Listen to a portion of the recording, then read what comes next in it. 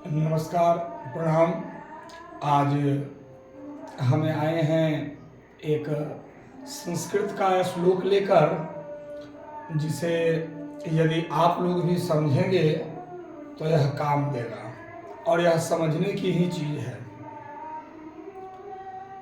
एक श्लोक है, लाल एत पंच वर्षानि 10 वर्षानि ताड़ेत और प्राप्ते तु षोडशे वर्षे पिता मित्र बदाचरेत। बंधुवर, हमारे ऋषियों ने, हमारे मुनियों ने, हमारे वेद ने, हमारे ग्रंथ ने और हमारे सनातन धर्म तथा हमारे सनातन संस्कार ने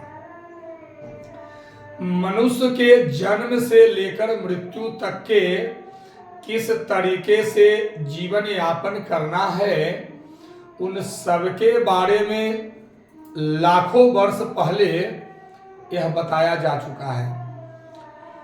मगर आज के जो लोग हैं, ये आधुनिकता के दौर में इस कदर से भाग रहे हैं और अंधे हो चुके हैं कि उन्हें सच्चाई दिखाई पड़ती नहीं। और स्वाभाविक है कि सच्चाई दिखाई न पड़ने के पीछे भी कारण यह है कि आज इतना न लोग चमक दमक में आ गए हैं, चमक दमक को चाहने लगे हैं। इससे हुआ क्या कि असली जो है वो छुप गया है और नकली जो है सब पर हावी हो गया है। तो बंधुवर, हम ज़्यादा समय न लेते हुए बस जो आज का हमारा जो श्लोक है, इन श्लोक का हम आप लोगों को भावार्थ अर्थात हिंदी मैं बता देता हूँ। बंधुवर, जो श्लोक हमने कहा, लालेत पंच वर्षानि 10 वर्षानि ताड़ेत प्राप्ते तु षोडशे वर्षे पिता मित्र बदाचरेत, यह श्लोक के माध्यम से जो हमारे आदि ऋषि मुनि जो हैं वो यह कहना चाहते हैं कि बाल बच्चों को 5 वर्ष की अवस्था तक, कितने वर्ष?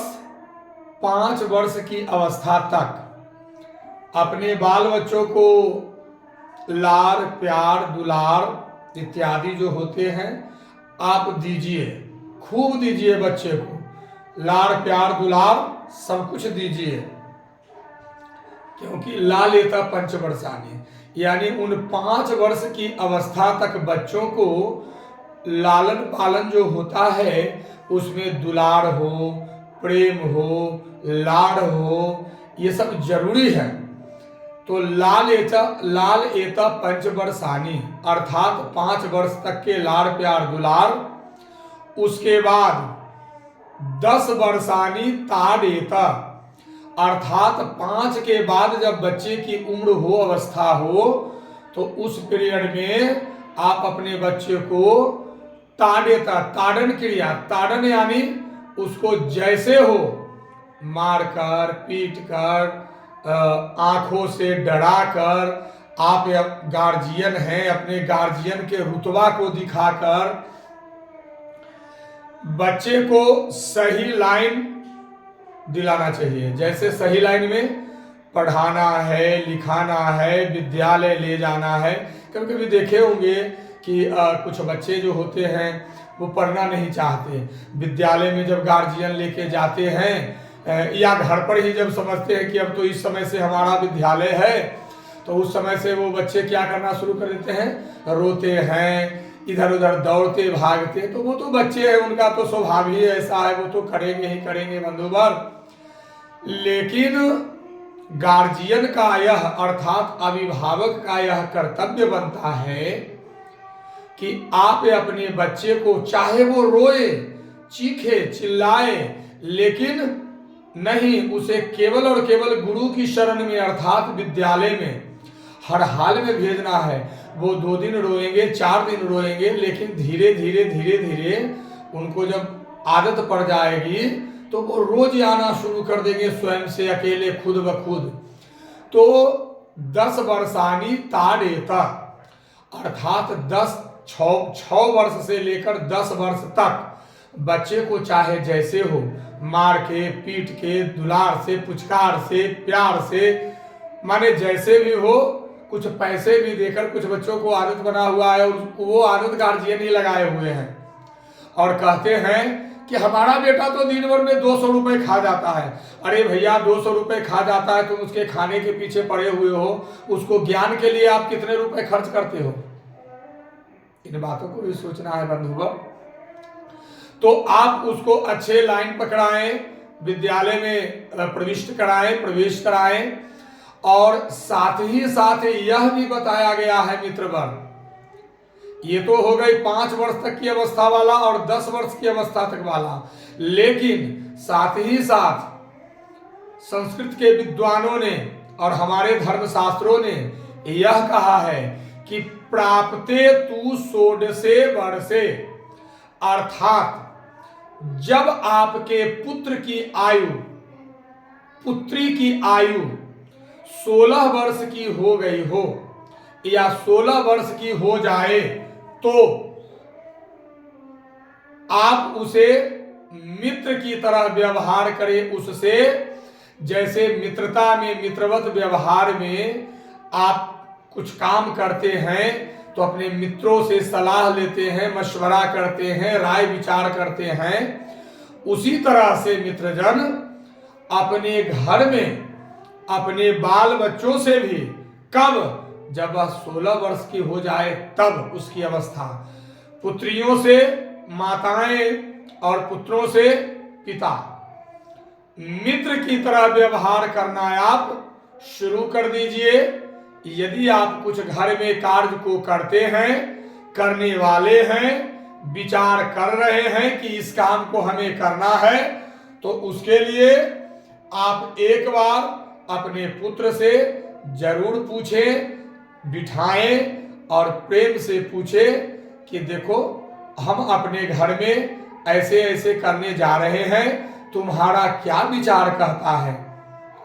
वह नए जमाने का है, वह पढ़ लिख रहा है, उसके पास में ज्ञान है, वो जरूर कुछ ना कुछ बोलेगा, और जब वह बोलेगा तो यदि वह अच्छी बात बता रहा है तो उसके बातों को भी हम अपने काम में, हमें अपने बातों में बीच में प्रविष्ट कराएंगे, प्रवेश कराएंगे कि नहीं नहीं, मेरा पुत्र अच्छा बोल रहा है, सही बोल रहा है, इसी तरीके से करना है किसी काम को।